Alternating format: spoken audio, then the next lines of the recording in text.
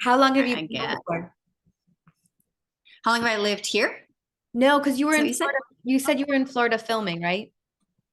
Oh yeah, I was in Florida in the beginning of April. Oh my God. It's already the end of May. Uh, it's I just don't know how that's possible. That's amazing. Well, I've been looking forward to chatting and to reconnecting. me too. I'm so excited. Me too. Are you still doing a lot of work with the National Women's History Museum? Yes. Very cool. Okay, wait, I'm turning my do not disturb on. Okay. Okay. So I want to take it all the way back to Minnesota, where you grew up. I love that you're a Midwest girl. And you said you flipped through the phone book to cold call Minnesota modeling agencies when you were just 14. That takes a lot of guts at 14. I'm so curious as to what your upbringing was that at 14 you were just dead set on your goals. Well, I don't know what came over me. Here I was 14. I decided I want to get into acting. I didn't know how to do that. And I'm definitely aging myself. This is pre-YouTube. This is pre-internet. This is, you had a big old yellow pages. And so I just flipped through to find modeling acting agencies. And I knew I didn't have enough of my resume to make sense, like with theater that I'd done in high school, barely done in high school because I was just starting, to make that make sense. So I just started I just started cold calling and saying, hi, I want to be an actress. I would love to know how to get started. Was anybody And then helpful to you? I think people were, I just kept getting information and I just gathered the information and I found out how you submit to agents and when they actually would look at your material. And I was like, okay. So I just was figuring it out. And then I figured out where I needed to go to get things like a headshot and just the basics and then submit to all the agencies. And I just consistently followed up. And it actually was a woman who later became part of my manager's team, which is interesting. They would pull people from Minnesota to Los Angeles. Mm. She was really she was really like interested in the fact that I was, in high school, and I was like, okay, well, I'd like to come in. And it wasn't like my mother was calling on my behalf, and I was like, well, I don't have school on this day, and so she thought the fact that I had tenacity to come in, drive downtown, which I was from the suburbs, so it wasn't like I was a city girl. I was definitely, suburbs of Minnesota, and have a meeting and talk to her and learn. And so that began me just auditioning and doing things by videotape. Back then, videotape, like VHS videotape, and then getting callbacks, which was crazy because this was, before nationwide casting, was what it is now. Hmm. So and then I got repped from that because I started getting callbacks, and I almost got a couple jobs, and then I was brought out to Los Angeles at 19. It was The pretty almost crazy. are exciting, right? It makes you feel like you're on the right path. Well, and also when I don't know any different, right? Like there was this big movie that came into Minnesota, Drop Dead Gorgeous, and it's so funny because the director of it, his wife, Lisa LaCicero, and I worked together on General Hospital years later, but I had no idea who he was. I had no idea I don't even think they were together at that point. Anyway, they came in and it was this pageant movie. And they needed everyone to come in and do kind of an improv as a pageant girl. And because I had a theater background and I just didn't give a, just didn't, I was like, whatever, this is all exciting. I just was super bold. I didn't know what I didn't know. And so they wanted each person to come in and be pageant girls and do this like, little back and forth. And I came in and I decided to make a total character. I wore my like maroon homecoming dress and maroon tights and tennis shoes. And I did my hair all funky. And I came in kind of like awkward, and I sat down awkward, and I had this whole backstory that like I didn't really want to do pageants, but my mom made me do pageants. And so that like it was this woman who was just cuckoo. So they were interviewing me and like they're like, who is this actress? And I just remember they said one of the questions was like, what's your favorite tree? And there are these women who are either really real pageant people or actresses pretending to be pretending to be a pageant women. And it was a comedy, obviously. And so, one of the women, said, oh, I love evergreen, and goes into why. And they're like, why do you like it? I'm like, playing with the table. I go, I love sticks. And then I go into why I love just like, who's that? So then they brought me into like, for I think like 5 or 6 of the characters. I didn't get any of the characters, but I came really close. I was so green. And then, but I ended up getting a featured extra, which I was very excited about. And I could see myself throwing up in, the movie. I'm like, there I am, the first time I was on cameras, throwing up.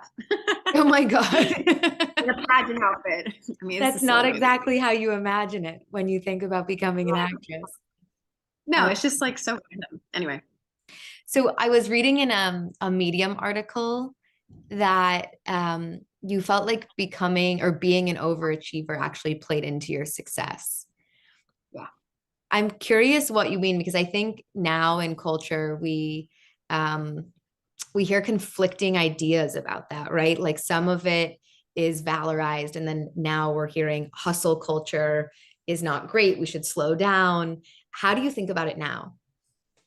Well, I think it depends on where you're at and what you're trying to achieve, right? So now that I do coaching, executive coaching, now that I have done goal setting for decades, that I think that it depends on where you're at. So if you're trying to launch something new, I think that there needs to be a laser focus. Mm-hmm. It's like the rocket ship needing to get beyond the atmosphere. That's what takes the most energy, the most fuel. And I think the same with launching or creating any business or reinventing yourself or needing to get momentum. I do think that there is a need to have a real laser focus that, it's that whole jack of all trades, master of nothing.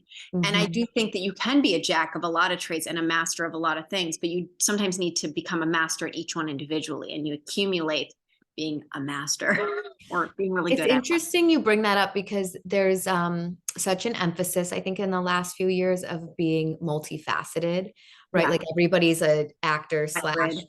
/ Yeah. And I never quite know how I feel about it. Part of me is like, it's so nice that we're not putting people in boxes. And the other part of me feels like exactly what you said, which is like, how can you really figure out how to be great at anything if you're doing everything? Well, I think, it's that whole idea of you need to get your 10,000 hours in, right? Mm-hmm. So I can do many different things because I already put in my 10,000 hours as being an actress. I can take a script, look at it. I know what to do. I know how much time it's going to take me. I know who to go to if it's something outside my wheelhouse. Like I can look at it and be like, okay, I need to do this, this, this, this, and this. Rarely am I surprised at this point. I've done over 300. I've been on screens like it's over 300 times. So I know that, and I've been doing it since I was 19, and I'm almost 44. So I have a wealth of knowledge in that, and because of that, I was able to then slowly dive into other things and slowly master other things that now are secondhand for me. But I do agree with you that if you're divided, if your focus is divided up too much, it can be really difficult. That being said, I do think that once, especially for women and for men, but if they want to be a lead parent or they want to be a mom, it is a lot of juggling a lot of different things that you have to be good at all of it throughout the day, and you're wearing different hats throughout the day. I never thought about it like that. Yeah.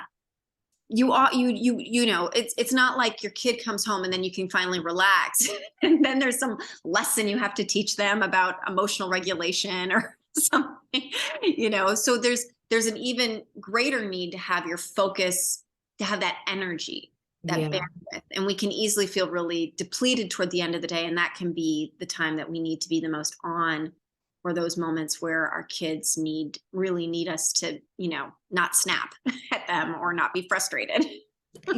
When I met you on a red carpet. So it was through an acting lens. And then I quickly found out about how philanthropic you are and how much activism you do as well. Yeah. And as I was prepping for this, I read that you wanted to be an actor because actors can be more powerful than politicians. That was your quote. Yeah. I'm so curious what you mean by that and how you saw it. And also, what are some of the most powerful ways you've seen art intersect with life in that sense? Well, first of all, I was 14 when I had that knowing. That was before I had even, I mean, I hadn't even auditioned for a high school play, right? That's how it came out of just nowhere. Hmm. It felt like I've been going through a really difficult time. I've been severely bullied in my middle school into high school, and it was definitely my dark night of the soul. There was definitely a dark night of the soul period my freshman year of high school, and my And mom. I don't mean to interrupt you, but I didn't know that. Oh yeah, yeah. There was like a real God moment that I had where I had a real shift of like of being really a victim and feeling like the world was against me and something was wrong with me because of this bullying. And uh, in a moment, my life changed, and I had this knowing that like my life had a purpose. I realized that I could be bigger than my circumstances. It was just really incredible. This turning point at 14. How did And the bullying start? Like, what was it? What was it about? it was I had this pattern of attracting uh mainly women who, looking back, were jealous, or maybe I was a little weird, hence the stick character. No, but maybe I was just a little more off. Um I was definitely more of a tomboy. I wasn't a girly girl. I had Mhm. to learn all of those things. Like that all that all I learned actually mainly when I moved to Los Angeles, how to play the roles and how to tap in more with my femininity. But Did it feel like you were performing it before it became natural to you? well, at first, because my first job on television, I was playing a popular cheerleader with the popular jock. That was not me. Was that on Freaks and Geeks? Yeah, I was on Freaks and Geeks, and that wasn't me. Or I'd play all these people who were really wealthy. I didn't come from wealth, or play people that were very superficial and cared all about what they look like. And that I literally was like, oh, there's a hair everywhere. Oh, that's how you do that. That's Um, fascinating because all these casting directors were assuming based on your appearance yeah, who you were. And yes, and I then think especially as women that happens often, right? yeah, and then I had to learn how to be great at that, Mhm. right? So I was like, oh, that's not who I am, but I can play that. I can learn how to play that. How did you learn to push back when people challenged who you were? I think there's this real sense that we all need to have this crazy knowing of our identity now. And I think we're doing it a little wrong. I think it instead, how can we just allow people's identity to unfold, and they Mhm. learn, and instead of having to make a proclamation like this is who I am. Like I'm not who I was 10 years ago, let alone 20 or 30. And I think about like if I was 14 and I had the pressure of having to know my identity and what I wanted and all these things, to the degree that I feel like we're just, pressuring everyone, especially young people, when your frontal lobe isn't fully developed in your brain. Your brain doesn't even finish growing until 25. So it's like, give everyone a beat. I would have had a really hard time with it. I would have been really confused as to who I was as your hormones are coming in, and you're kind of like, well, this is my group of people. But just because that's my group of people doesn't mean that's who I am. It's just who I happen to be friends with right now, Mhm. or it evolves, or what I'm interested in right now. So, as far as pushback for who I am, I think it was more like I had it wasn't like this is who I am and that's who I'm not. It was more like, oh, I get to step into learning about this part of myself, right? Just because I hadn't been exposed to it when I was younger doesn't mean that it wasn't a part of me. I just didn't know it was a possibility, or I My didn't. mom has this quote that's like, if you wear a mask long enough, it becomes your face for better or for worse. Uh huh. Does that resonate at all? No, um, no, I think there's some of it where you're like, I want to grow to be that thing, or I'd like to embrace more of that trait. Mhm. But I think some of it was like, oh, I get to make six figures. Oh, okay. And I remember having an agent saying that to me when we were chatting, and I was, I think, probably 20 or something, 19, 20. And he said to me flat out, he gave me like a little workshop, like on what I need to do differently, how I needed to dress differently, just some of the stuff, because I didn't know that he'd said to me flat out, and it was one of those aha for me. He said, Brianna, the only reason you're not making six figures is because of you. And I looked at him and it was like my jaw dropped. I don't know if it actually did, but it was like as if my jaw dropped. And I thought to myself, wow, I'm the only reason that I'm not making six figures. And then it was like a pause. I didn't even know I could make six figures. What do you think the reason was? Because I think we all have limiting paradigms as to what we believe we deserve or what we see. I mean, if your whole family goes and becomes doctors or lawyers and has, extended, education, then it's a no-brainer that you're going to think that that's a possibility.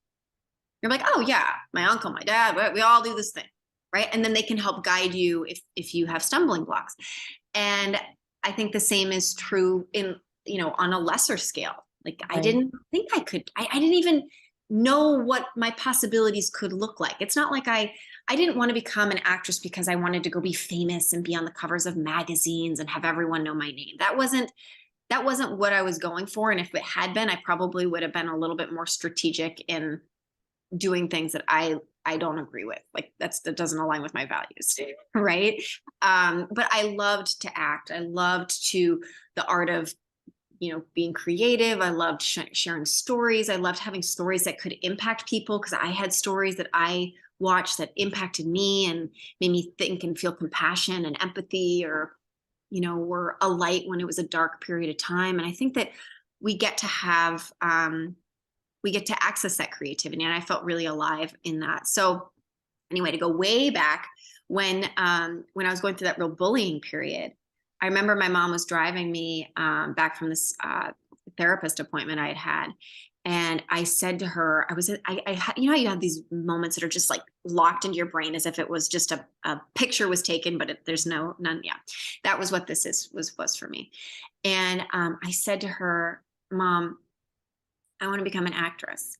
And I remember her looking in the rearview mirror, looking at me being like, uh-huh. Now, mind you, I'd never made any of the plays. Like in middle school, I literally didn't make any of the plays because I was too afraid to read beyond the page in a big room of, my peers. My voice got so small. Like I was like the person who didn't make the middle school plays. And I remember being devastated year after year. And then I was like, I'm never going to audition for a play again. Cut to, here I am. My mom's like, I'm going through this really difficult time. And at 14, she's driving me back from a therapy session. And I'm like, and she's like, uh-huh. And I said, it's just knowing. I said, I want to be an actress because actors can be more powerful than politicians. Now, I didn't say that they are more powerful. I said they can be.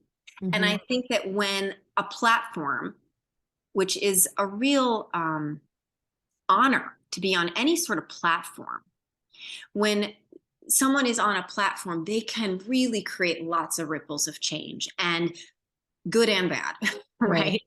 And I think that there is a need for not everyone to be on a platform if their message is not of a certain level of, I don't know what the right word is, importance or wisdom. It's like we don't have kings and queens in our culture, but we sure do put a lot of people on pedestals as if they are. And some of those people get those pedestals for doing things that are shocking and titillating and just how to be controversial and not necessarily putting out the right type of morals and values that help people grow and that there's something to aspire to, or what they're aspiring to is maybe a form of dysfunction. Mm-hmm. So anyway, I had this knowing. I don't know where I knew it. I had this thing. I said this and I was like, wow. And that year I made my first play in high school. Okay, I have a question that it might come out weird. Okay. Does any part of you feel like you wanted to be an actor to escape the reality that you were living in? Oh, I'm sure. I think that most people have some tendencies of escapism, gaming, romance novels. If you're watching a ton of TV, doom scrolling. We have all of these things. So yeah, I think that there was definitely a desire to escape that, but also in the theater, I was able to be all these different things that I had been too shy to, you know, step into. And again, I was a kid. I was a Right. teenager, right? Like you're still exploring the world. And I loved getting to look at back then a play and then understand a different part of the world and how someone spoke and maybe some history. And so I loved the culture part of it too, because again, I came from the suburbs. I didn't see a lot of culture. Some people from the suburbs do, but I didn't. I wasn't exposed to a lot of that. We didn't, you know, we weren't traveling to Europe on our Yeah. summer vacation. What did moving to LA feel like? I've been thinking about, because I moved almost 10 years ago. Uh-huh. I'm coming up on it. So I've been really thinking about it. I've been thinking about the good, some of the hard, some things I might have overlooked. What did it feel like for you? At 19, it must have been really hard. Again, you know, there is a blessing and a curse in knowing what you don't know, Hmm. right? Being that bold in, you know, I mean, I was blessed that I had representation bring me out at first. So it, you know, they helped kind of bring me to auditions. I started booking jobs. And so I understood it. And then I went and shot a movie in Romania, this family film. So I was, you know, leading this movie. Um, and then I wasn't ready to move. It felt very scary as to what that would look like. And when I actually decided, all right, I'm gonna leave college and I'm going to come out here. And I had a knowing in college as well. Like if I stayed there, I would always regret that I didn't really run at it. I would always regret that I didn't see. And I was just nervous that I didn't want to be one of those people who they just marry their college sweetheart, have children, and look back and have massive regret. Now, some people do that and it's exactly what they're supposed to do. But I didn't want to, I had a fear that I would just be then too afraid to take bold steps. So I knew that was my time to go, to try it. And so when I moved, it was definitely not a coddled situation. I sublet with this woman who had been a little bit older than me, and we'd all stayed at the Oakwoods in Los Angeles, which was kind of a place that a lot of young actors at that time would all kind of stay. And I moved into her apartment with two other roommates, and it was in not a great area. I had to learn how to defend myself from some people who were mentally ill on the street, and, you know, how to, you know, take care of myself. And, um, but I remember going and meeting her out for dinner. And I was like, wow, you look thin. This is my first night in LA. I'm like, wow, you look thin. And she said, well, yeah, I've been doing a lot of Coke. So, blah, blah, blah. And I You're was kidding. yeah. And I was from suburbs, Minnesota. I had been a drug ed teacher. I've been a drug ed teacher. I literally taught how to not do drugs, right? I was such a goody two shoes. And I so she's don't like, oh, think, I've been I doing a lot feel like of Coke. people underestimate what it's like to move to New York or LA when you come from like a suburb. I came from a suburb of Chicago. Like I know your life. Yes. It is so different to move to a city. The things that are normal for people, you Oh, just like look in wonderment. yes. Yes. And I just remember being like, oh, by the way, like I have no friends. So I'm like, okay, I guess we're gonna still keep eating here at Toy, eating Thai food. And she's like, come with me, I'll take you to this party. And we went to some party in some hills. I was like doing drugs. I don't know what they were having. I just remember being like, what is this place? I mean, the biggest party I'd been to was in college at St. Olaf, which was a dry campus. Oh my God. Brianna. What is happening? Do you think other people saw that on your face or did you hide it?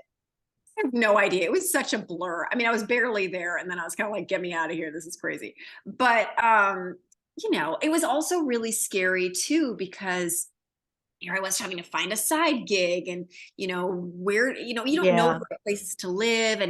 And especially at 19, it just felt like all the predators, all the like older men who didn't want to be in a real relationship, and they just have like, you're young and you're new, and They no, can tell.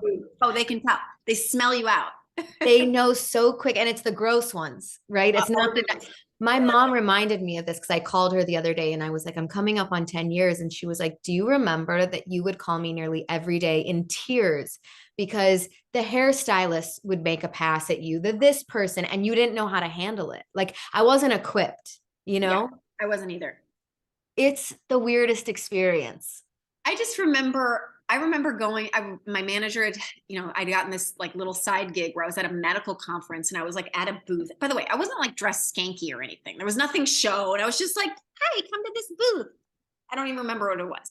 And I just remember this man who was apparently a doctor, my grandfather's age.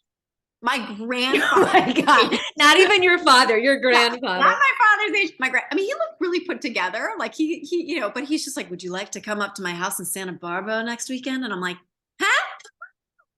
What? I know. I It's was shocking. And you don't know what to say. and being from Minnesota nice. You're like, oh no, thank you. I I'm would busy next weekend. Yeah, I remember food running because I'd hurt my back 6 months into moving out to Los Angeles. It was a whole other thing. And I was like, oh my God, I'm gonna have to move back home. And I bulged 3 discs in my back. I was told I'd Yeah. never be able to run again. Like Oh. all of these major hurdles. And I remember food running at this restaurant. It's no longer exists downtown, which at that time was really sketchy, that area. Like, again, I'm from the suburbs and, it was really sketchy. I got thick skin quick. And I just remember customers saying like, hey, come give me a hug. And I'm like, how do I hug you? How do I handle this? But no, I was not taught that way. And I also think that just in Minnesota or, from suburbs of Chicago, like there's just a different level of what is and isn't appropriate. And Mm-hmm. also there was a different level of, hey, you're a grown man and you shouldn't be dating children. Mm-hmm. Versus like here, it's like applauded and there's, Peter Pan syndrome. And I don't know. It's a very interesting time for a young woman because, and I've spoken with other friends of mine who, I wish I would have known more what was going on with them at that point. We weren't close enough because we were all going through something. I have a friend of mine who was roofied at a club and was Oh. left outside the club, and thank God someone helped her out. Like there's just these horror stories that can happen. And I do think that some of the horror stories I learned quickly and You have to. I became very focused on work and I became more cautious who I spent time with. And I think that is why actually well, not, I think it is why I shifted more of my attention toward working with women and less with Mm. men, because I'd had such negative experiences with men in my early 20s. And so I thought, well, even though Los Angeles and Hollywood can feel like a heightened version of high school, I'd rather find the gems here and gather them and come together. And that's what began my goal group and with goal setting and community with women. And that became, an anchor for me in a town that can be so transitional. And, it takes a while, as it takes a while to find your crew. Tell me about your goal setting. I didn't know about your goal group. I didn't know that was a thing. So I'm Oh curious. yeah. Yeah. Yeah. So well, first of all, I started leading and facilitating groups since I was in high school with drug ed teaching, right? Mm-hmm. Got to when I first started out in LA, I'd done artist way groups, facilitated those for myself, my friends, and for my managers' clients. And then in my mid 20s, I started doing like a goal setting group. And at a certain point, it evolved into a nonprofit because I was like, I love the goal setting, but I really love the idea of giving back, right? It can't, instead of it just being me, I'm successful. I really love the idea of like rising higher and shining brighter and giving back, right? Mm-hmm. So in 2006, I formed a nonprofit that had a goal group aspect to it. It's an annual group that I've had almost 20 years, and different people have come and gone, and I've had a lot of people that stay, and we do goal setting and whatnot. And through that, I ended up creating a goal setting book because I didn't love the things that were out there, and I didn't feel that it really resonated with the reality of the life changes that happen, especially for artists, entrepreneurs, and then women as they go into women and men, but when they decide to go into like parenthood and this, that having a lot more responsibility just than self. Yeah. And so that's, And that's this what, is the manifesting your mission. yeah, Yeah. yeah. So that's what, there were, I've done, I don't know, probably 7 different versions of that book. For, I would do each year, I would do a different version. And then at a certain point, like I really did a deep dive and threw in more of my why and my expertise. And then also citing a lot of other sources, which I think is really important. Because I feel that there are a lot of people that have great information, but I also am like, I know whose information you've read. So I You can know hear. what's interesting? I interviewed this woman, Elise Lunan, who just came out with a book, and she said that. Yeah. She was like, it's really important to give credit to Yeah. all of these authors, all of these people that like, and it doesn't take away from your work. No, no, because I do think that if I like, and actually, I'd done workshops around it. I'd done private, I started doing private coaching around it Yeah. during the pandemic. I created a 12-week program. I just did a retreat in Sonoma with some friends. Like, so it's been really fun to be creative in this way. And then actually through the nonprofit, we use this tool, and it's a different format, but we help these women who were formerly homeless moms be able to have this tool, mentorship, grants, and then they also have challenges to like get them to push themselves further. And then usually it's some sort of experience for them for self-care, or like them and their kid. So it's been really fun. And that's through the New Hollywood. But I agree with that, because I know that I can say I had this experience. Like I can say I hurt my back. I was told I could never run again, and I could have taken that on. And at 19, and I didn't. And here's what I learned, and here's where I learned it from. And I hear it from different sources. So someone else like me, who's maybe stubborn or resistant, or is like, who are you? Can say, okay, I hear your experience. And then you hear it from another voice and another voice. And then you see the common thread in it. You're like, okay, there's a commonality here that I can see, that they all kind of did X, Y, Z. All right, so let me try X, Y, Z instead of assuming that I'm right, even though I'm stuck. So I've found that that's a really helpful way if someone's going through something, to just say, well, check out this, check out this, check out this. And then once, they know it, or they feel, they make that choice, because that's how I've grown. Feeling stuck is the worst. I think I felt so stuck in my 20s. I don't feel as stuck anymore. For people who are feeling stuck, is there something about manifesting or goal setting that you can impart on us that you think is a really important step forward? There's so many things I could say. One thing I think being stuck is sometimes part of the process, right? It's cliche, but if you look at the metamorphosis of a caterpillar to a butterfly going into a cocoon, that cocoon phase is uncomfortable. The trying to get out is what builds strength for the wings of the butterfly. If you just cut it open, it won't be able to fly. And there's so many analogies like that in nature. I think we have this idea that birthing something new should be effortless, and that pain should just be numbed, instead of, no, pain is part of what motivates us.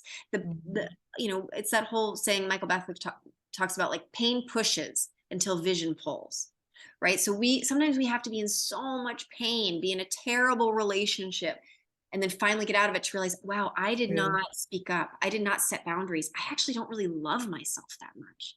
And then that is what allows the soil to be fertile enough to be able to have new things grow. But if this idea that everything should be a Disney fairy princess, I'm asleep and I get kissed, and then I'm with my forever person and it's forever bliss, is just completely insane. It's not accurate. The grim fairy tales that all of these stories were based on were not that. And remember that, right? They were grim. They were to teach us about how the world works, and how life works, and how to be able to navigate. And so I think the best thing, if you're feeling stuck, is to not avoid the feeling.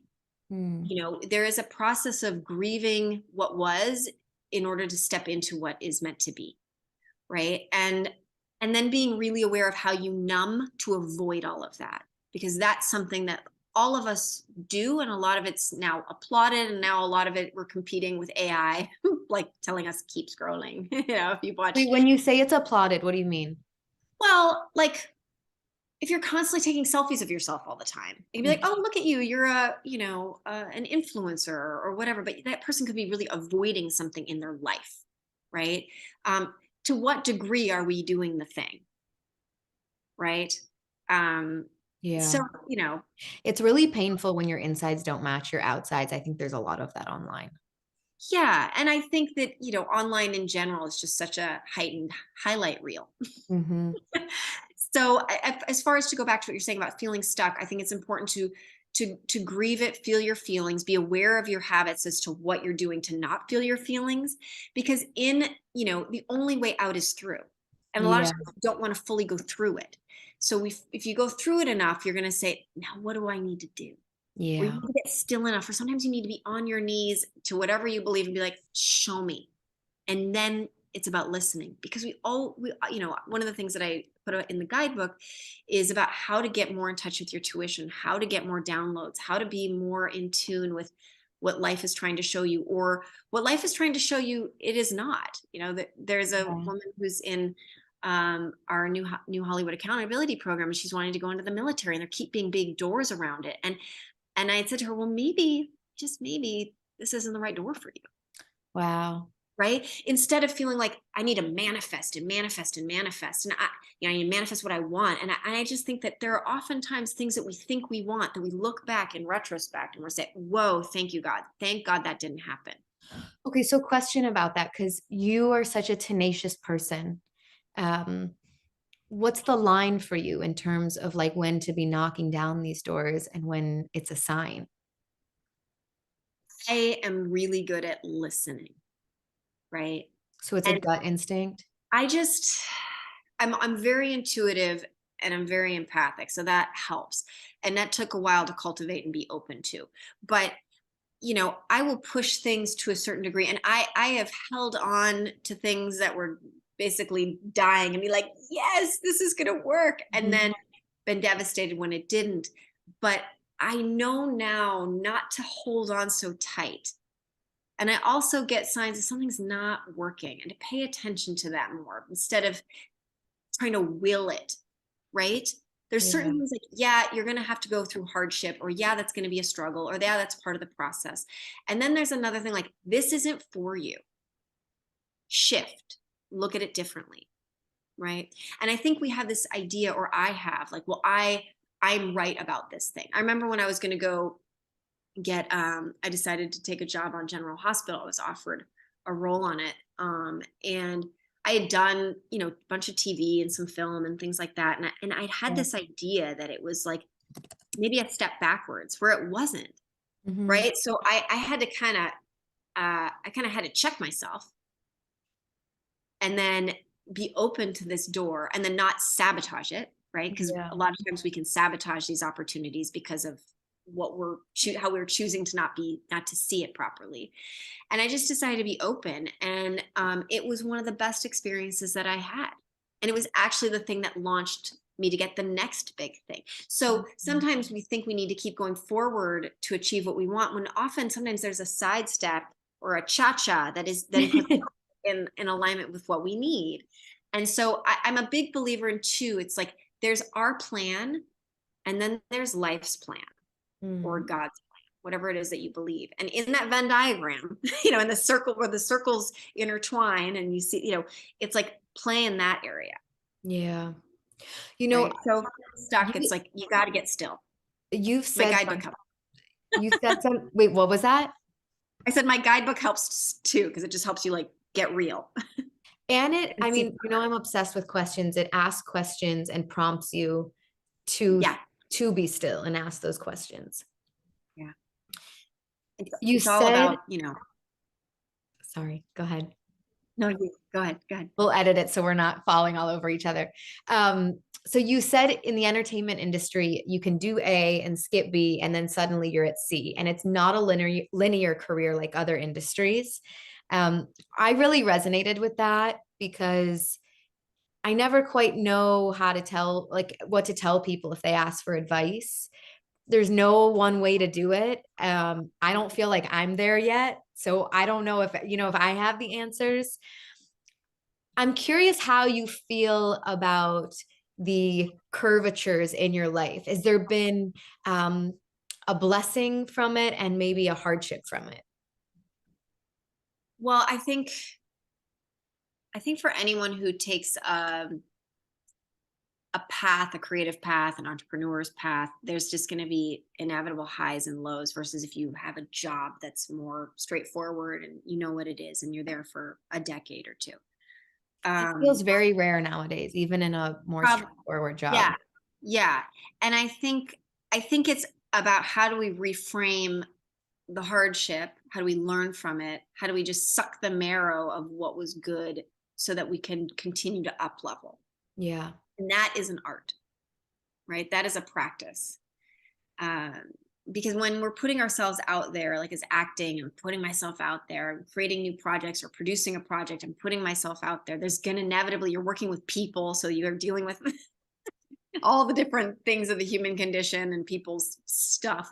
Um, how do I then use this obstacle, this hurdle Mm-hmm. as an opportunity? And just that mindset, because a lot of times, depending on your conditioning, like my conditioning was definitely like a victim mentality. You'd be like, oh, woe is me, this bad thing happened. Why did this bad thing happen? And I do think it's worth looking at, like, well, this bad sort of thing keeps happening to me. It's like, well, then that's your pattern and that's about you. And that's about for you to learn to grow bigger than your problem. So you have to get real with that, right? Like, how do we look at that? But the You other, to learn to grow bigger than your problem. yeah, you just have to grow bigger than your problem. So then that's not the thing that is what is devastating, right? Or you come to terms with it in a way that then if and when that sort of thing happens, it doesn't bother you as much, or it Mhm. just says you're just not attracted to it anymore because you've learned the lesson.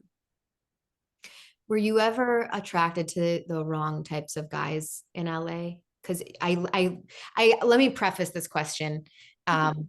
I look at you and your husband, and I think you have a really beautiful love story. I don't know the ins and outs of your relationship, but it seems um, honest and grounded and very real. Yeah. And you both work in the industry. And so I think that LA kind of has a bad reputation when it comes to love or Hollywood, and you found it. Yeah. And so tell me about your path to that. Okay. That's a great question. Well, first of all, I think like there's so many circles of people, types of people, like everyone that we know, basically in a really awesome relationship.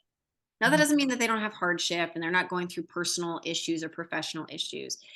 And people that are on shows and their spouse does something like so it's like I'm attracted to that.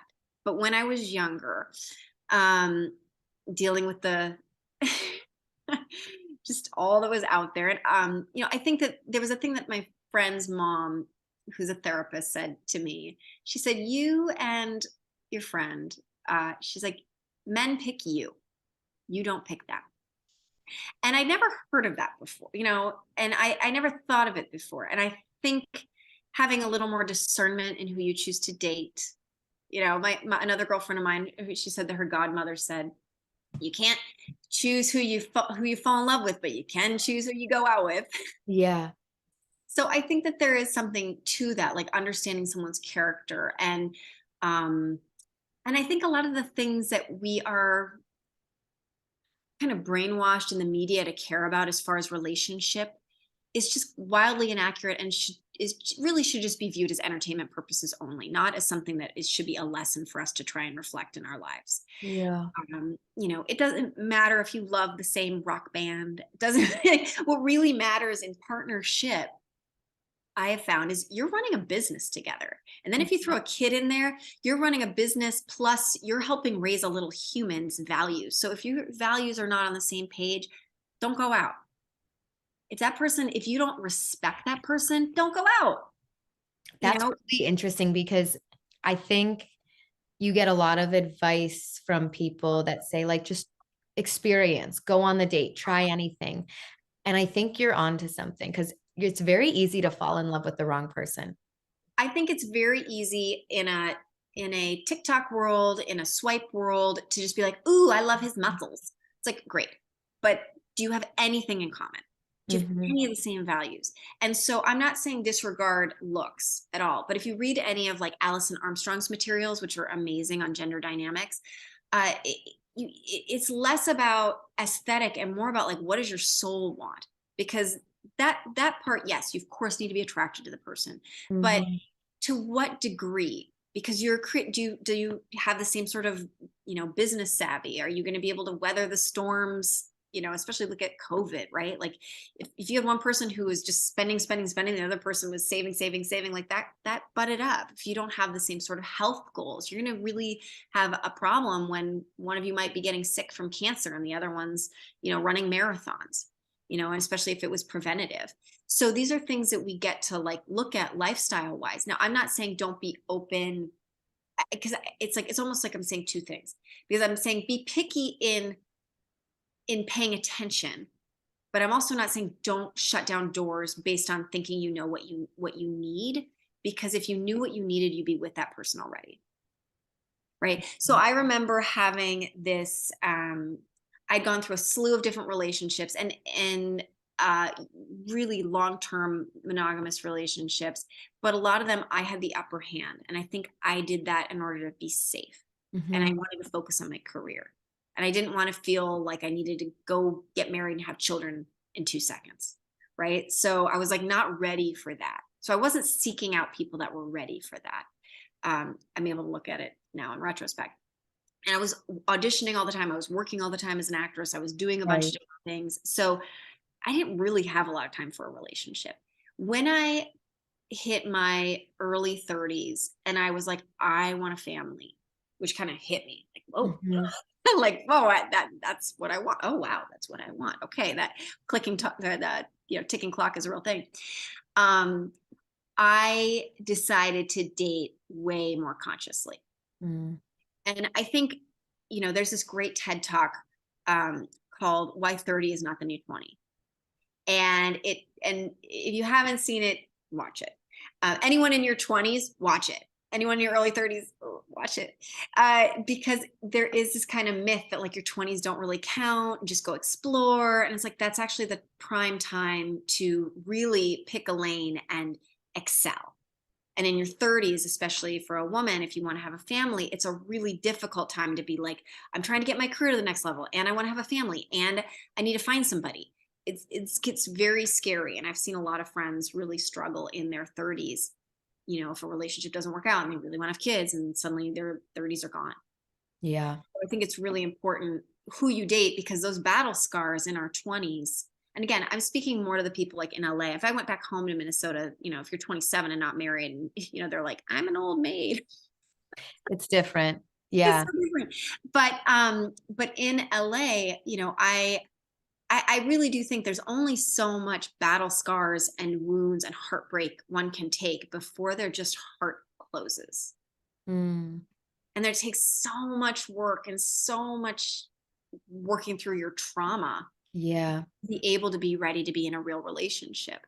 And so a healthy relationship. And if you have never had real relationship experience, or if one hasn't really had relationship experience, then it's a lot to learn really fast. Yeah. So especially for men, Yeah. like like don't, I know it's popular just like date, date, date, date, date, but like then you're not going to have the tools to know how to deal with conflict and deal with when things are uncomfortable, or things like that, because you just go on to the next. This is tangential, but I remember one of the first times that we had the opportunity to speak. I was asking you about what it was like to walk into a room to audition with a bunch of women who look like you, have the same hair color, are dressed similarly. And a lot of people will say like it's very intimidating. And you said that you actually went out of your way to create collaboration over competition and you befriended the women that you were quote unquote competing against, and you guys like formed a crew. Yeah, that was the beginning of the goal group stuff. Yeah. It was called the Goal Group. Well, That it was never it was left my called the New mind like Hollywood. 9 years later. Yeah, it was called the New Hollywood. But yeah, it was the beginnings of that. And then once everybody in that was in the goal group section of the nonprofit, because we had different things. We had mentorship events, we had, all these different programs through the nonprofit. At a certain point, everyone was so successful, I was like, it gets a little confusing where the money's going. So I moved the goal group, the mastermind accountability group, to under my coaching business. So no one needed to be like, where's what's going to what, just to make it a little more streamlined. But and everyone was so successful, it's like, okay.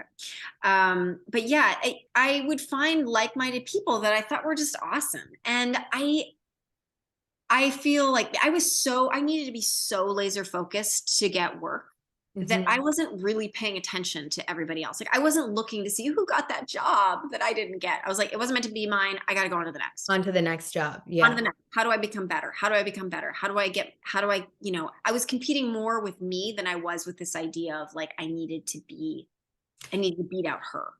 If you did ever feel envy, jealousy, what did you think of? What's the... Well, of course I had periods of time with different things of being, envious or jealous. Like I'd be lying. Yeah. I think we'd all be lying. We all do. Yes. I ask because I have an image in my mind. Every time I feel myself going there, I think two things. I think one, listen to your envy because it's showing you want something, and that's okay. And then two, I think of an image of, I don't know what it's called, but like those men on horses that compete. They horses run, a jockey. Yeah. And if the jockeys look left or right, the horse falls and they lose the race. They have to look straight. And I constantly think of that. Yeah. So I guess I'm wondering if you had something that you would go to instead of, because I know you're a full-hearted person. So like, what do you go to? Well, I love that. Those are beautiful analogies. Well, I know like Louise Hay talks about in her book, You Can Heal Your Life. She talks about how envy's more negative. Jealousy is an indicator, right? It is an opportunity to see like, oh, I want that. Okay. What is it that I want? Oh, so I want to feel more confident, or I want more success, or I want, and it can guide us. Right. And so I think, coming from, I was also an athlete when I was younger. I played soccer and ran track or whatever. But in team sports versus individual sports, your best player pushes you. Right. Which is why I also, in the like mastermind goal group, it's like someone else's success inspires me to have more success, or it makes me see, oh, that's possible. Oh, this is possible. Right. Mm-hmm. So as far as seeing somebody else who I'm jealous of, sometimes you just need to feel those feelings and get it out. And it's literally just sometimes the wounding of the younger self saying, I wasn't seen, I wasn't heard, I was bullied, I was whatever, my mother said this, or whatever the thing is, the story that we all have different stories based on our upbringing. And give that space to that little girl who like needs to feel those feelings. Because usually my therapist said, I love this. She said, the bigger the reaction, the older the wound. So if we have a huge reaction to something, it's Dr. Nikki Monty, but if we have a big reaction to something, it's not about this. This is a trigger for something that goes way back. I really like that. Thank you for sharing that. Yeah. And so when you're feeling jealousy or envy, jealousy, use it. Envy, especially if you're doom scrolling or if you're going down a loop, that can mean like, I need to change my habits, right? So I don't put myself in that position. But and it's also okay to mute people, unfollow people, and not have certain people that are triggering to you in your life for a little bit. Take a break. You don't need to always be triggered. But I think it's the thing to look at, like, okay, then what is this really about? If I go way back, what is this really about? And how do I just honor that part of me that's feeling what I'm feeling instead of just trying to numb it? Because it's going to keep popping up. It's that whack-a-mole. Yeah, it shows up in different ways, right? It shows up in different ways. Oh, did you? I cut you off, but you said whack-a-mole. That's funny. It's like whack-a-mole. Yeah. I like that. Okay, we have some rapid fire. Okay. The most fun you've had on a movie or TV set? The most fun I've had on a movie or a TV set. God, that's so, I worked so many times. You've been on so many sets. I've been on all sets. Recently, I won't say what it is because it hasn't come out yet. This is kind of awful. I got to shoot up a store. Oh my God, that's such a cool experience though, because it's so It's opposite of you. awful because I know it's awful because obviously what's happening in the world, but as an actor to be like, I'm crazy and I can shoot up a storm. And That's it's fun. crazy. Yeah. What is a book that changed your life? Something you think everybody should read? I think what was one of the first was the Louise Hay, You Can Heal Your Life. That was that book came to me when I was very young and was a big like awakening for me. I haven't read that. I have to get that. Oh, you'll love it. Okay, since we're not in person, you just tell me when to stop. Stop. What game have you spent the most hours playing? The game of life. That's good. I'm not a big board game or game person. What is the smartest decision you've ever made? Marrying my husband. That's Yeah. so sweet. Thank you.